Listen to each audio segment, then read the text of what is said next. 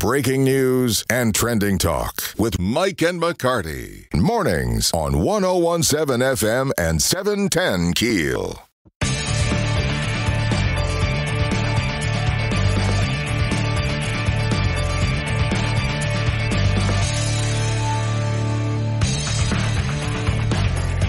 .101.7 FM, 710 KEEL, Mike and McCarty, and on the Jack Spring Electric Newsmaker Hotline, Secretary of the DCFS. Congratulations, Judge David Matlock joining us. Congratulations on your appointment by the governor, sir. Thank you very much. It's a great honor. It's not, I'd been retired for several months. And my wife had retired a couple of weeks after I did, and it was exciting to be retired. And there aren't many things I would have wanted to go back into the workforce, but DCFS is just child welfare in particular, but all of the programs of DCFS are just really important to me. And that was, and I just can't tell you how grateful I am to my wife for pulling up our roots, moving.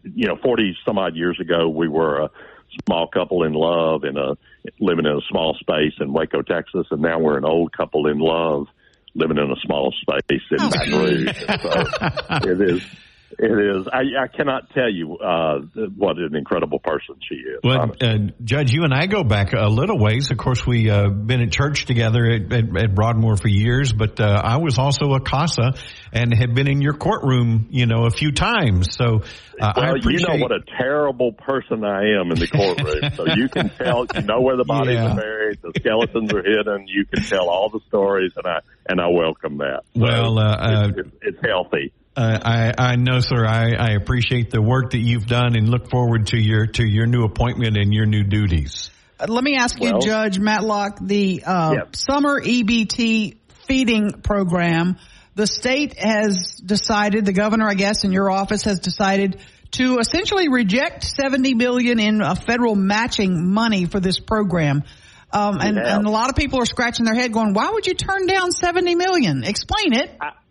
I have the mission of DCFS. We have three principal missions. One is to protect children from abuse and neglect by their parents and caregivers.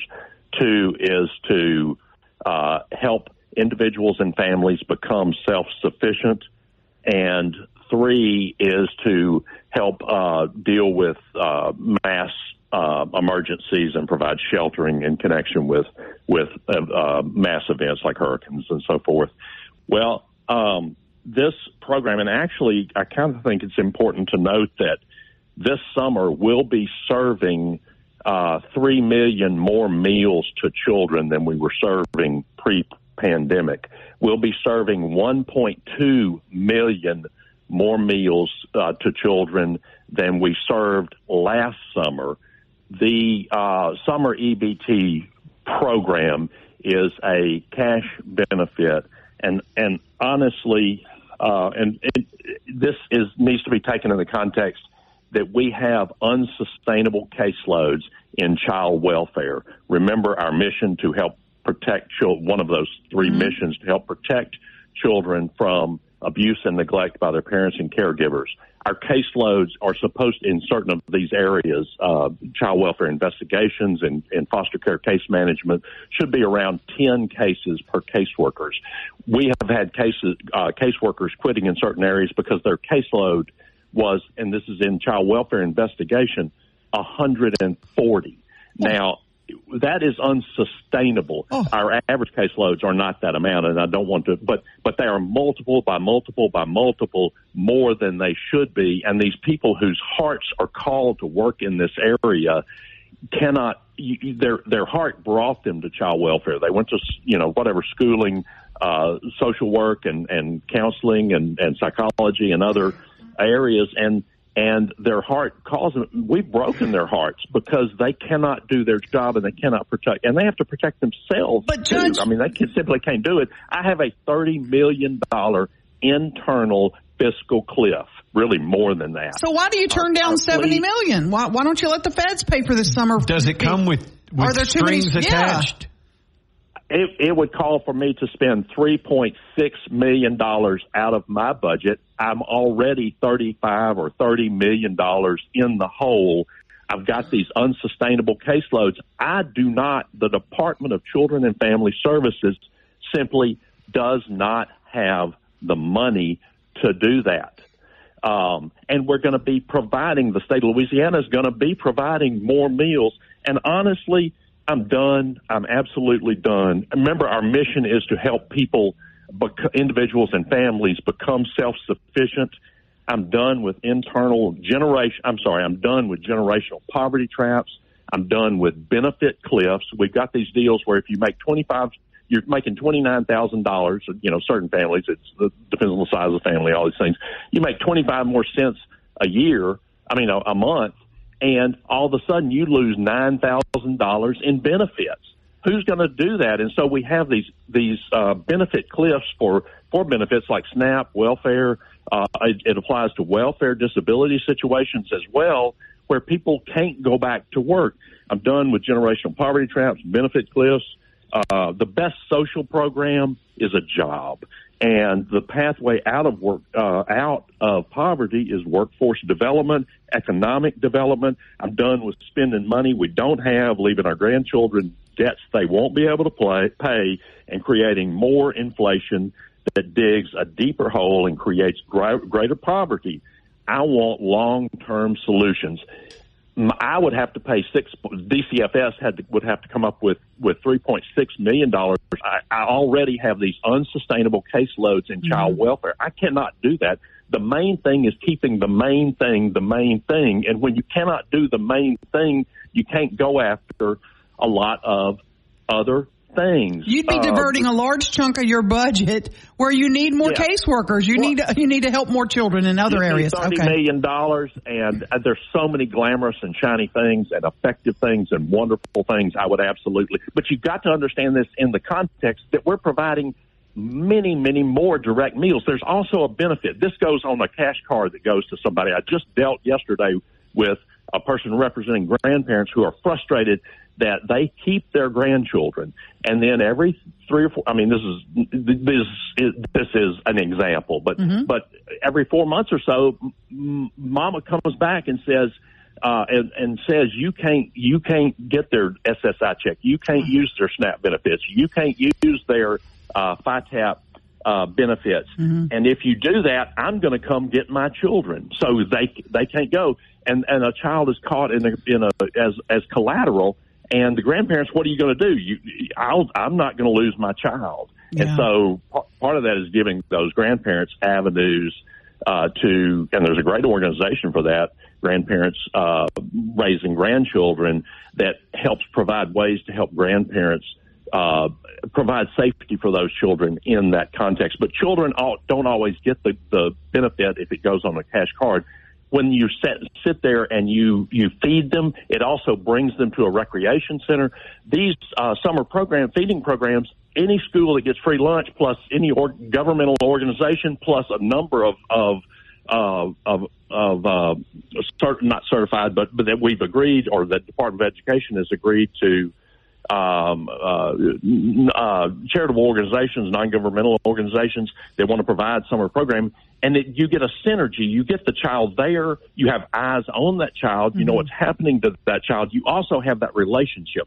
Think about Meals on Wheels. Is it just about the meal that you take to that old elderly person and deliver it by hand? No, absolutely not. It's about laying eyes on that person, that elderly or disabled person. It's about making sure that they're okay. They don't come to the door. Guess what? There's probably going to be a welfare check. You bet. David, can you stay with us? I want to talk about the foster program. Please. CASA, can you hang with us? Of course. You absolutely. Bet. What would be more important? Thank you, sir. We're on the Jack Spring Electric Newsmaker Hotline. Judge David Matlock, Mike and McCarty, 101.7 FM, 710 KEEL.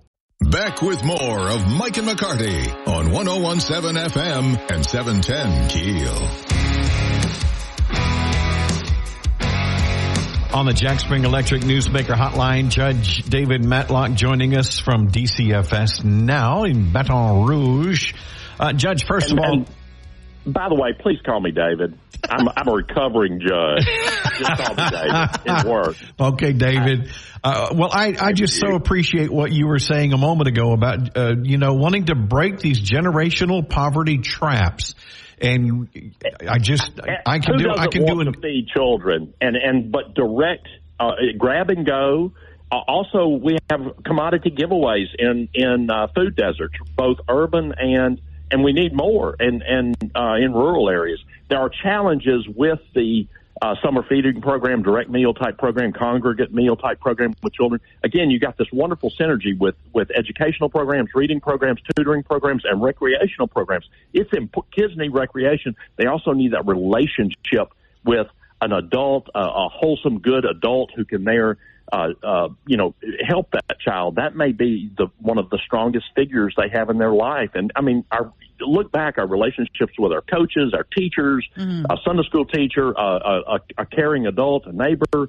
Those things they build resilience. They help children who've been through really horrible adverse or just adverse childhood experiences, build resiliency to be able to deal with that, and they help children just be successful. So there's a strong synergy, similar to Meals on Wheels. I do want to mention the Department of Education would also have another $3.5 million cost associated with this. This program doesn't play well with Louisiana, as y'all know, and it's not quite so apparent up in the Shreveport area, and in North Louisiana, but we have a lot of parochial students. We have a lot of charter schools. We have a lot of home schools. We've got a lot of dropouts. If you're a dropout or you've been expelled, you may not be eligible for that food program. But I want to move on from that because we've got some huge issues about. But the bottom line is that $70 million comes with too many caveats to make it worthwhile. The bottom line is, I don't have the money to do it if I wanted to, and it doesn't help people successfully become self-sustaining. It's more borrowing money we don't have, but to create more poverty traps. And I want pathways out of poverty, not slides into it. Big needs in your department right now. Foster parents and CASA volunteers. Horrible need. And we've got these caseloads. Thank you, Aaron, so much, and Mike. If you know a foster parent, please help them. Shreveport, we don't realize it. We have a really strong culture. The problems we have, all these things, but in child welfare, our foster parents, this group, and those who support them, it's faith community, it's others, social groups, and businesses. They have rallied around. They've created this neural network. They meet monthly. They talk about the needs. Do you need a bunk bed? Do you need a backpack? Do you need a car seat? Do you need groceries? Foster closets at Cypress and other areas. There's just a tremendous support network there for foster parents. It's largely the CASA's, Court Appointed Special Advocates, through Volunteers for Youth Justice has participates in that, and we don't have that in other areas. It is a difficult situation to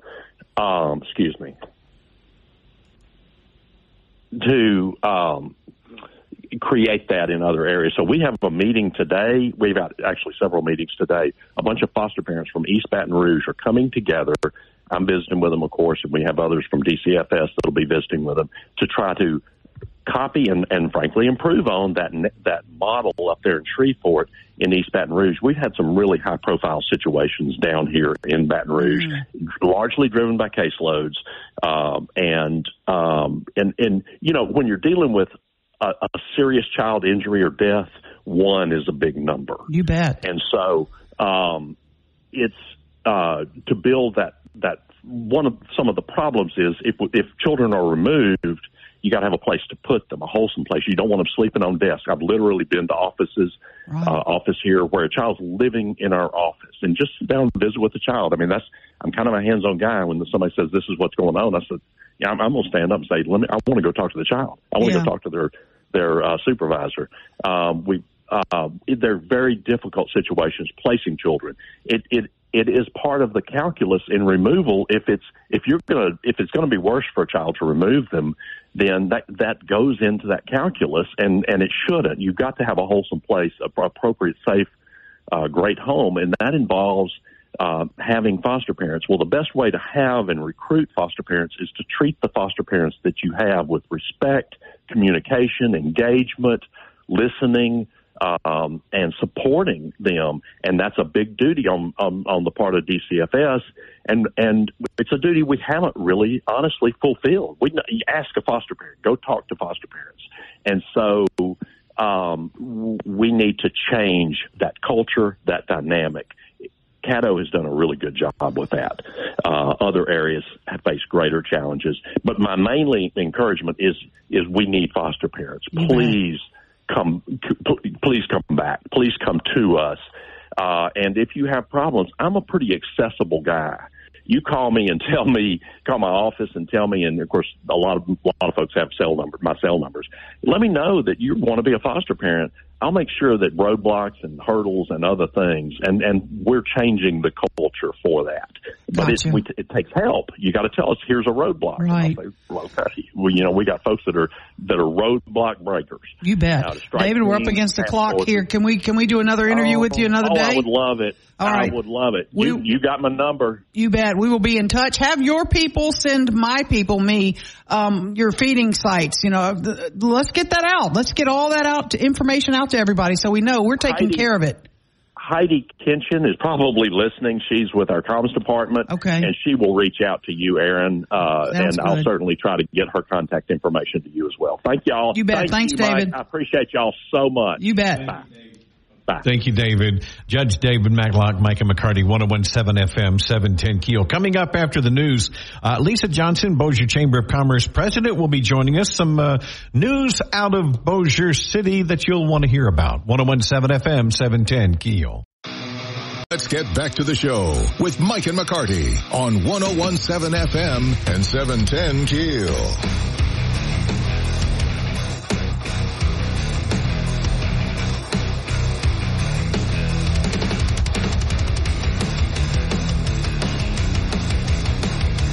On 101.7 FM, 710 KEEL, Mike and McCarty, and the Bossier City Charter Review Commission holding some town hall meetings. We'll find out details on those coming up with Lisa Johnson from the Bossier Chamber of Commerce right after the break.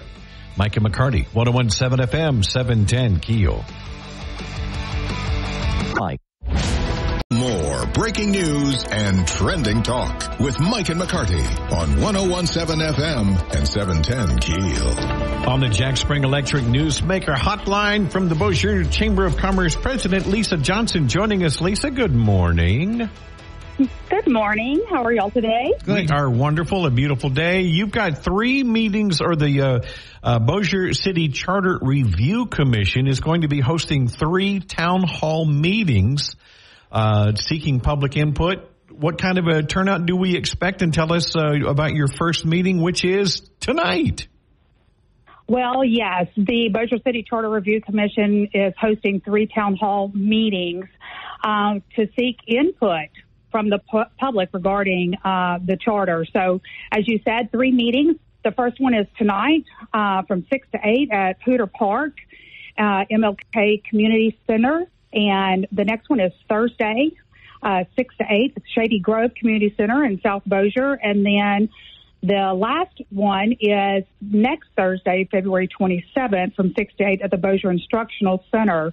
I am not officially a part of the Charter Review Commission. I've just been attending the meetings and listening to their conversations. And so they wanted to ensure that they had town hall meetings in each of the areas within the city to be able to reach those folks, and that they have an opportunity to come within maybe their neighborhoods to come in and share their input. It's important that people speak up if they want, changes made in Bossier. Now's the time, right? Now is the time. I mean, we live in the age of voice. Your voice is everything. It's always been that way, but people haven't always exercised their voice as much as they have today. And so by this Charter Review Commission giving the opportunity for town halls, it's important for people to show up. They need to maybe probably review the charter before they come, so that they can understand specifically what the charter says today, was written about 20 or so years ago, and then be able to speak directly to the charter and what they would like to see changed in it. Lisa, what kind of input are you getting from the public now? What are some of the concerns? Well, again, me being at the chamber, I'm not specifically getting any input regarding it. I'm just, they asked me to help get the message out. But what I'm hearing from folks that are speaking at their charter review meeting, or there's a term limits coalition out there that has been very passionate about their beliefs and what they would like to see done for term limits. And so they've been quite vocal at the meetings, and I'm sure that they will be at the town hall meetings. There's also been a concern about our city council districts, and we first saw that when we did the census data and had those public meetings. And there's been some question, do we still need 2 at-large districts, or do we need to go to single districts for better representation? And again, the people will decide these changes and what they would like to see, because this is just a charter review commission. They haven't really dug deep into it yet in their public meetings. Because they want to hear from the general public, from the citizens. Lisa Johnson with the Bossier Chamber, has the chamber taken a position on term limits? The chamber has not taken a position on term limits. No, do you anticipate you will? I don't anticipate that we will be doing that. That is, it's something for the people. Our business is for the businesses. We are a pro-business organization. However, the two go hand in hand as it relates to representation of the people in the community. And if we don't have the residents and the people in the community, then our businesses will not thrive. Well, the people aren't seeming to get a choice in this. They can't seem to get it on the ballots. Well, unfortunately, in the state of Louisiana, there's a process to get things on the ballot. And so, as I said, they've been talking vocally and very openly about what they're interested in seeing. And so it took the city council to put the charter review commission together. They did. They have placed those people and have appointed them. They have been meeting. And then in order for it to get on a ballot, whatever the charter commission review commission puts forth, it then has to be approved by the city council. And then in order for it to go on the ballot, then it has to go before the bond commission. So when it goes before the city council, it has to have 2 readings. That usually takes about a month. And then goes before the bond commission. You have to have it on its ballot about 60 days, on its agenda about 60 days ahead of time. And then you can get it on the ballot. So it is a long process. It's a process. Mm-hmm. The wheels of government grind slowly. Lisa Johnson with the Bossier Chamber of Commerce. There was discussion that the DOTD was looking at closing particularly the westbound lane of I-20 in that section there through Bossier. That apparently is not going to happen now. At this moment, we remained open, and we remain open for business. So, yes, they do have to look at the safety and crashes and wrecks and other things, that are going through a construction zone. And as you're going westbound, the road gets a little narrow through there. And so it's not ideal for semi-trucks and 18-wheelers. So on December 21st, after they started seeing multiple wrecks and turnovers, they asked that the semi-trucks take 220 and that, and they actually said that they were prohibited from coming through Interstate 20. Well, the GPS systems, the Google Maps and Waze and all that have been a little slow to adapt to that. And so they've been making phone calls to those folks. And then, of course, there's been enforcement. So with the Louisiana State Police, the Bossier Sheriff's Office, and the Bossier Police Department, they're working very diligently to make sure that these commercial trucks know that they are prohibited. They are issuing tickets. And they're working on a zero tolerance plan that they hope to enact within sometime this week or next week. But your business leaders and owners, they want that freeway left open. No doubt. Absolutely. I mean, any kind of a distraction is going to have some kind of an effect on the business community. And so when the construction started in the third quarter of last year, the businesses slowly, but started seeing a softening of their business because people had to learn new routes and what have you. And if that road were to close completely for the duration of the construction period, which is 2 years, it would be a detriment to our businesses. But could the argument be made that if they're on the interstate, they're not stopping at businesses, but if you route them off the interstate through the town, it might help local businesses?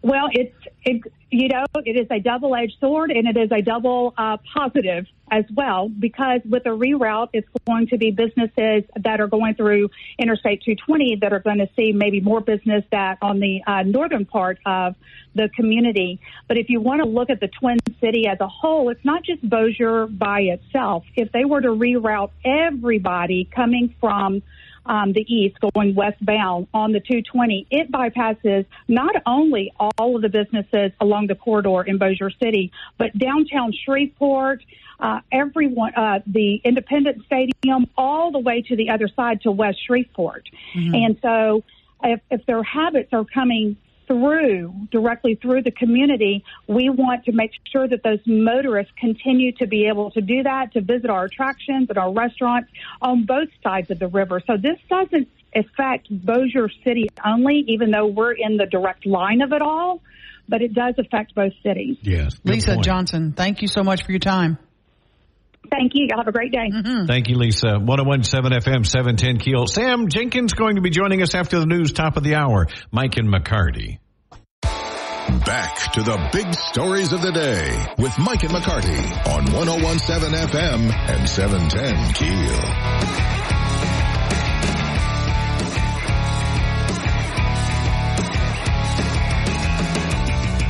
Well, you've got me bibbing.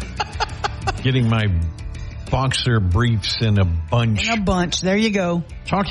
You have to ask yourself the question, why is the left pushing so hard to fund Ukraine? Mike Johnson is trying to secure our border. Mm-hmm. He's trying to protect the citizens of this country.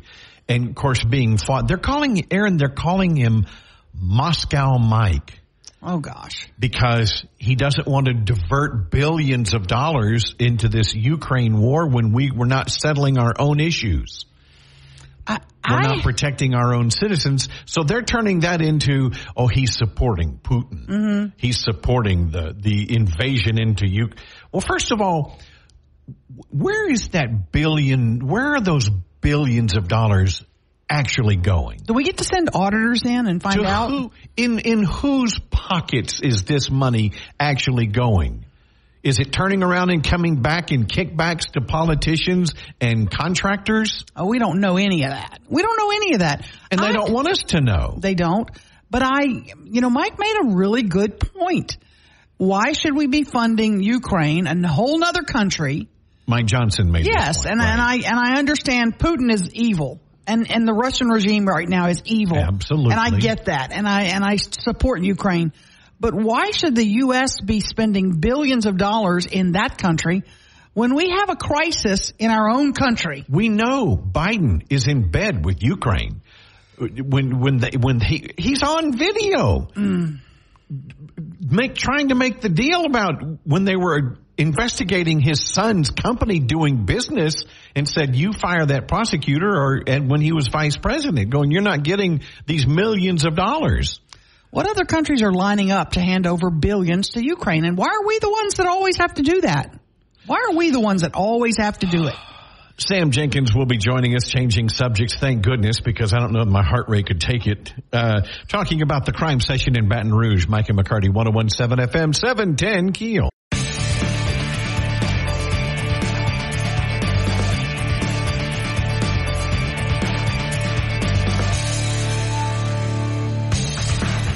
.107 FM, 710 KEEL. Mike and McCarty on the Jack Spring Electric Newsmaker Hotline. State Senator Sam Jenkins joining us. Sam, first of all, a belated happy birthday to you, sir. Hey, good morning, and thank you. I appreciate that. Mm-hmm. Thank you so much. You're in a pretty busy morning down here at the Capitol today, so we're engaging quite a few people. But yesterday was my birthday, and we certainly had an enjoyable time. Good. Well, happy 31st birthday to you. Special session, a crime session. You guys are tied up now. We talked with Alan Seabaugh earlier in the week. Tell me about some of the bills that you have the most concerns about. I'm concerned about pretty much all of the bills, to be honest with you, and I may not have time in this discussion to break each bill down. So let me just speak in some general terms, okay? Let's look at some of the bills that seek to limit post-conviction relief for persons who have been convicted and confined. I'm very concerned about that because, as we all know, our criminal justice system is not a perfect system, and we certainly need to have an opportunity for someone to exonerate themselves if they feel as though they have been falsely accused or convicted of a crime. We also have bills here that severely limits the ability for a person to be eligible for parole. Once again, the concern there is that this could certainly lead to jail overcrowding because we're trying to keep people there a longer period of time. And part of what we tried to do back in 2017 with the reforms was to try to relieve that kind of pressure off of our correctional system. So it's going to be just taking some steps backwards when we start talking about curbing parole, curbing post-conviction relief, and those type matters like that. So those are really of some concern to me. Senator Jenkins, the public's really kind of in a furor right now that when we look at some of the data that shows a lot of these criminals are only serving 35% of their time. We've got to find a happy medium. I mean, if they're doing violence in our communities over and over again and we keep letting them out, something's not working. Yeah, I think you hit the nail on the head, and I could not agree with you more. And I think most of us who are opponents of crime prevention is saying the same thing. Longer jail sentences, locking up more people, that alone is not the answer to solving our crime problem. We got to bring some balance to this. We must begin to address some of the issues that are driving people to our criminal justice system. And that's the overall problem that many of us have. Look, nobody wants bad people out here doing bad things. If they do, then there should be a place for them to go. But you have a lot of people now that are in the criminal justice system with mental and behavioral health issues. You have people that are unemployed. You have people that are just coming from abject poverty. And a lot of this is what's driving people towards our criminal justice system. We just cannot seem to get a mindset to say we want to invest some time and resources in preventing crime. If you look at most of these bills are in reaction to somebody who has already committed a crime. When are we going to start trying to get on the front end of this discussion and say, what are some things we can do to stop people from committing crimes and become good citizens? The governor gave a speech before you yesterday. A lot of people are saying it was very passionate, very victim-oriented. What did you hear from the governor yesterday? Are you and he on the same page on any front? Yes, I will say this now. And I think the governor's speech on yesterday presented some of the most extreme circumstances of people being victimized by crime. And I think most of us agree. We do not want people being shot, handicapped. We don't want people being robbed, carjacked. You'll never hear me saying that that's okay. I don't think you ever hear people who are talking crime prevention is saying that that's okay. So, yes, it was a passionate speech, and we would agree with the governor that, people who commit heinous crimes like that, there should be a place for them. What I'm not seeing in this crime session, and let me be very, very clear about this, I'm not seeing balance. I'm not seeing where we're saying, hey, look, we need to deal with the back end of crime, but we also need to deal with the front end of this. What are the issues that we need to address to try to prevent people from committing crimes? And there are states who are getting this thing right. And those states are bringing balance in. They are beginning to say, hey, look, let's begin to look at some of these social issues that are causing people to commit crime. Let's begin to look at the empirical data that groups like the Vera Institute for Justice, the Brookings Institute, these people have no dog in the hunt, if I could use that term, but they have empirical data that shows if you put some resources on the front end, you can see a reduction in crime in your cities and in your state. Sam, did you bring any bills forward for this session that would address that, or did you not because you knew it was doomed? No, not really. Because here's the point: the call was so very, very narrow, and there was very little input from many of us to be able to even try to file a bill that would fit the call. Most of the bills that some of us would have wanted to file would not have been germane to the call, and it would not have been taken up. And once again, I think that's a fallacy with this session that we're going through. No balance. A call that was not broad enough for you to bring in some of that.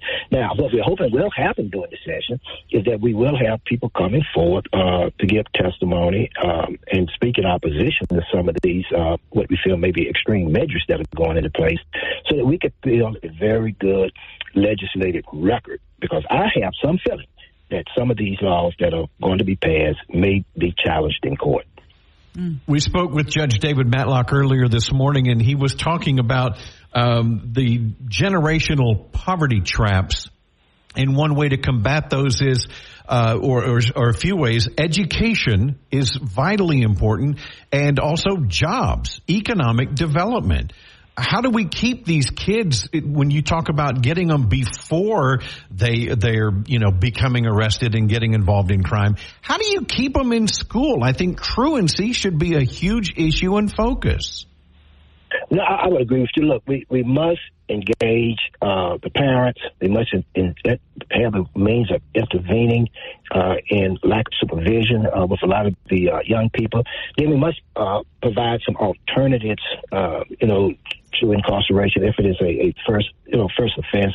How can we get them with some, like you said, educational tools? If they're not high school ready, can we get them into GED programs? Can we have some job programs that will help these children learn what it means to go to work and earn pay? Can we have recreational programs so they do not have to have idle time to invest in matters that sometimes lead to criminal conduct? So, yes, there are a litany of things that we can begin to develop and implement, but I'm not seeing the mindset on the part of the powers that be to say that those are worthwhile ventures. Mm-hmm. State Senator Sam Jenkins from Baton Rouge, thank you, sir. We appreciate your time this morning. We know you're busy. And thank you. I appreciate the opportunity to talk to you and your audience this morning. You guys have a great day. Thank you, Sam. 101.7 FM, 710 KEEL, Mike and McCarty. Back with more of Mike and McCarty on 101.7 FM and 710 KEEL.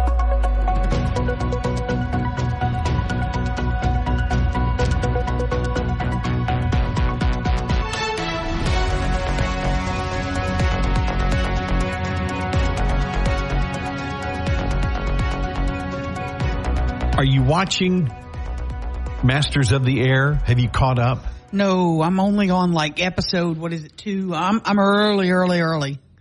I had to focus because it's one of those you got to focus. Yes. Oh my gosh. I haven't been. I've had to go back and watch episodes over again. I haven't just to keep up with who is who. Right, and I have to I'm gonna probably have to start it over again just to make sure I know the players.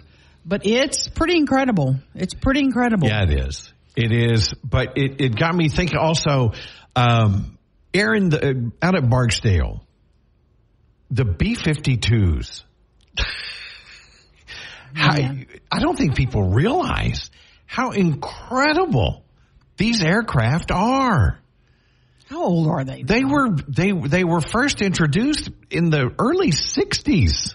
Wow. I mean, they're like our age. Ooh, old dudes. And obviously, whoever designed the B-52 got it right, because I don't think there's another aircraft that's still in active duty like the B-52. And now the Air Force is investing another $48.6 billion overhaul into the B-52s to keep them flying until 2060.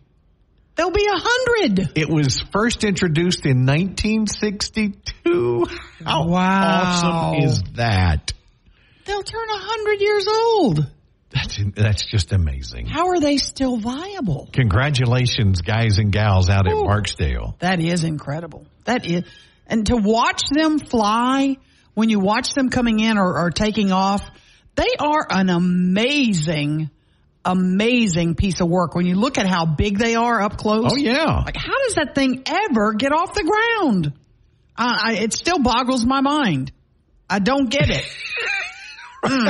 Yeah. How do you get that off the ground? Yeah. It's so huge, laden down.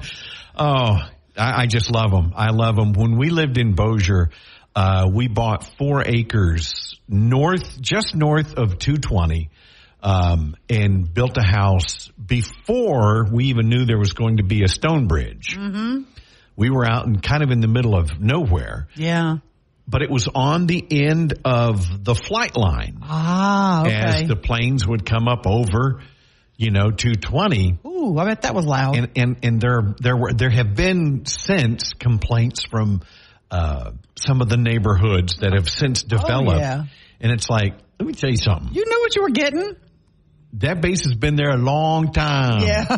Those bombers have been there a long time. Shut your mouth. They ain't going nowhere. I loved it. They came over our house, Aaron, the landing gear still down. Wow. And it was I loved it. Yeah. I loved the sound of them. Mm-hmm. And just, God love you men and women that work there. And I thank you and salute you. Keeping them in the air until 2060. Yeah.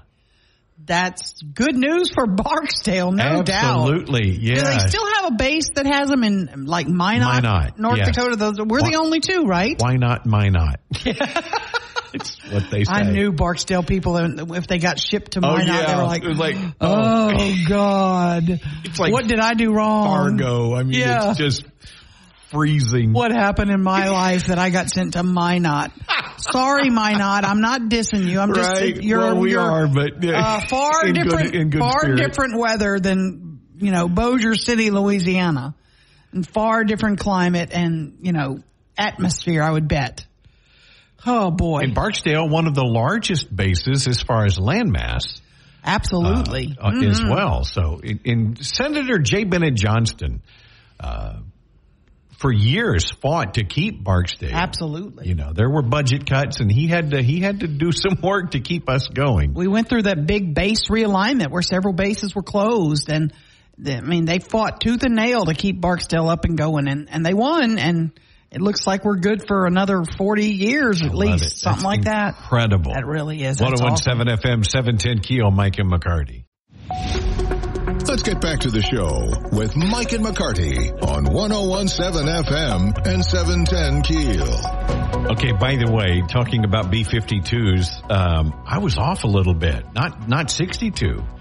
My friend Bill Lunn from KTBS texted me. He said it was actually 1952. Whoa. When the B-52, not in its current form, but it was still the B-52, first flew. It wasn't actually brought into service until 1955. Wow. The Fonz was riding his motorcycle. That's crazy. I have a question for both of you. And this is one of those things that just hits me some days. And I'm like, this is the stupidest topic you'll ever talk about on the radio, but I'm going to do it anyway. I'm turning on to the sex. Is that we're doing that again? No, not today. Roosters laying eggs. I don't know, Aaron. We've gone pretty. You got a point. I'm turning on to Westport this morning, and I see a big truck. It's got a Cheetos on it. Ooh. And I thought, I do like the Cheetos. That would be a good, the crunchy ones. Crunchy ones. That would be a good one. And I thought, if I were to be able to hijack any truck, 18-wheeler loaded with food or beverage. Okay. And I'm never going to get caught. And I get to keep everything that's in the truck. I get it before it gets to Walmart, not after. So if you commit a crime, as long as nobody knows it's not a crime, right? Yeah, let's work with me on that. What truck am I hijacking that I get to keep the goods that are inside the truck? They're mine. Ruben, what is yours? Miller Lite would save me a lot of money. I mean, that would be the one to save me money. The one to make money, I don't know, probably any kind of tobacco product. If I was going to be selling stuff off of it fell off a truck. Don't worry about it. But it's got to be food and drink. Well, it's got to be food and drink. So you can't say like a huge truck of 72-inch OLED TVs. Or gold bars, yeah. Something that doesn't expire then. Yeah. That would be the biggest thing. I would do, of course, Bluebell comes to mind. Oh, yeah. Big truck of Bluebell. Still eat Bluebell, I can't. Yeah. I would probably a big truck of tequila, a Jose Cuervo truck. That'd be nice. Vive Cuervo. Yeah, that'd be a nice truck to get because you could resell that stuff too. Oh, absolutely. Third truck on my list would be right now, I want a crawfish truck. Yes, Somebody coming from down south loaded with bags of crawfish. Oh, yeah. I could make some money on that one. Absolutely. You're going to do Guinness? Is that what you're going to hijack? If you were to say, yeah, my first would be like Bluebell if I could still eat Bluebell. Mm-hmm. Can't. Now, I still eat things I'm not supposed to, so somebody drops a Bluebell truck out front, Yeah. We're missing something. There's somebody, message us please on the Shreveport Security Systems message board. What truck would you hijack? It's got to be food. Southern Made Donuts doesn't run trucks, do they? They don't run trucks. They just make them right there in the stores. We're making up our own trucks though, so it could be Southern Made. Oh, by the way, speaking of KTBS, somebody brought a Southern Made king cake last week up there. It was in the kitchen. Oh, they're so good. So good. Man, delicious. So I'm going to go and hijack a truck when we get done. I think it's going to be Bluebell. I think you're right, though. We're missing something. We are missing something big, yeah. I think, obviously a huge, steak truck. Omaha steak truck would be good. Yeah, meats. Somebody hauling fresh cut steaks, burgers and meats. Is there a company called Ribeyes or Us? Steaks, Ribeyes or Us truck? or something? Yeah, that's what we want. There's my first. Yeah, there you go. Omaha steak truck. Yeah.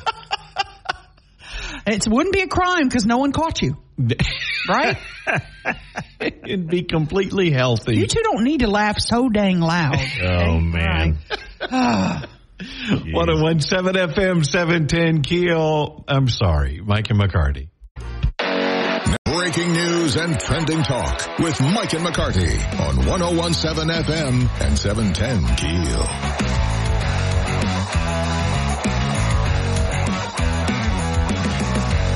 By the way, if you missed it earlier this morning, there was a suspicious envelope. What makes an envelope suspicious? Is it wearing sunglasses and a hat? Furtively darting around? Oh, gosh, you're terrible. It had it said it had a white powder on the envelope, not in. So that's an important distinction. Thank you. That's the word I was looking for. Because if it was just on, that could have come from any place. Could have come from the post office. It could have come from any place. Right. But if it were in the envelope, then you could see there would be intent to send it. But if it were on the envelope, then is it something nefarious that would cause people whoever touched it? I'm not sure. To become ill or? I know state police were called out. It was found at Cypress Baptist Church in Benton, which is the home church for Speaker of the House Mike Johnson. His wife's a counselor there, has an office there, so raises lots of concerns. Then state police get there. They realize, this is Congressman Johnson's church. They call in the FBI. They quickly did a test, and the first round of testing came back negative, but they're going to do more testing on the powdery substance to find out. No, I don't think that's how it works. I think they have some science to this. And they'll try to find out, who sent it, what was the purpose, or was it just an innocent, piece of mail that got something else on it? I don't know. Right. But they have to act with all caution and, take everything into consideration because he's what is he, third in line to the presidency? Unbelievable. He's right there, a couple of heartbeats and, they have to be real careful when things like that happen. I remember back during the anthrax days when we literally, all of our mail had to be checked. I still to this day, I hate to say this to Ruben, but I hand anything that looks kind of odd to Ruben. Suspicious. To Ruben to open first. Yeah, I get all the prison letters. Ruben, open this. I have a nice collection.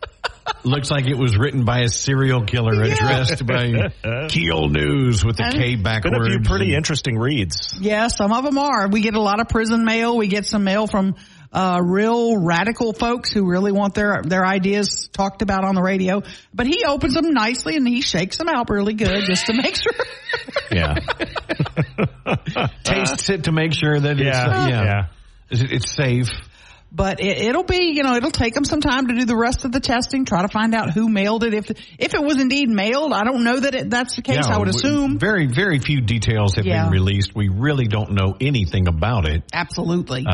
Just that something was found on an envelope. Mm-hmm. Yes. Where it came from, what that substance was, who it was addressed to, if anybody. Right. We don't know yet. Don't know anything about it. They're keeping that real quiet. I know Congressman Johnson's staff issued a statement thanking, everybody involved in the investigation and, urging for folks to, just stay informed about what it was. And he was not here. He wasn't at the church. He's not even in town. No, I don't even know if his wife Kelly was at the church. I know she has an office there, but I don't know that she was there at the time this envelope was discovered, nor do we know who, which employee there discovered it. Mm-hmm. They want to keep that all quiet for now to find out.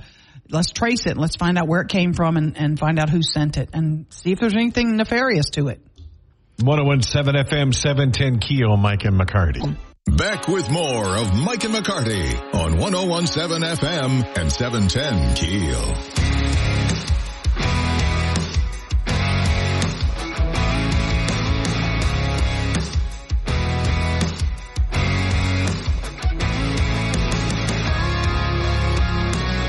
.101.7 FM, 710 KEEL, Mike and McCarty. The Bossier Charter Review Commission, they are having a town hall meeting today. They want the public to show up. Hooter Park, 6 to 8 p.m. And input from the public is needed. They're going to be talking about all kinds of things, including term limits. They're going to talk about the council district lines. If you don't know, if you're from Shreveport, we have 7 council members from 7 distinct districts. In Bossier, they have 5 council members from distinct districts and then 2 at-large councilmen who are elected citywide. So they're looking at possibly changing that and creating 7 individual districts for better representation. Because again, they have 2 of their members that everybody in Bossier votes on. And we don't have a council member like that in Shreveport. We don't have that existing here.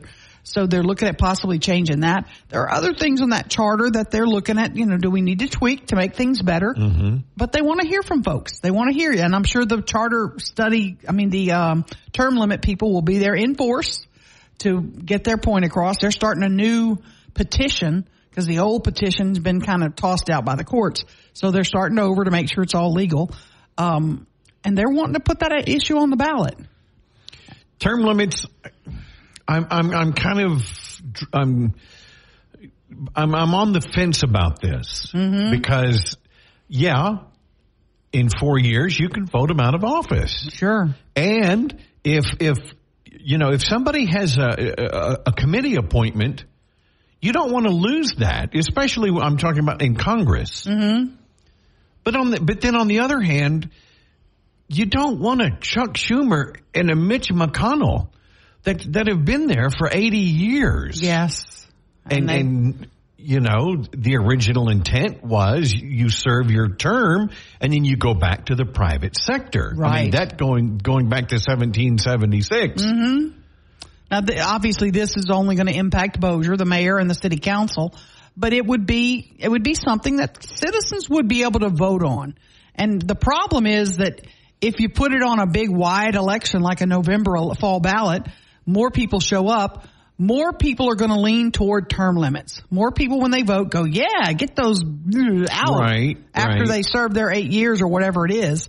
And will the terms be 2 terms? Will they be 3 terms? And we've seen it in Shreveport where a council member serves 2 terms, sits out a term, and then comes back. Right. So that can happen too. If you really are dedicated and really want to serve the city. Look at Governor Edwin Edwards. You bet. Absolutely. He served 15 terms, it seems like. James Green's been on the council. I think this is his 3rd go-round. I may be wrong.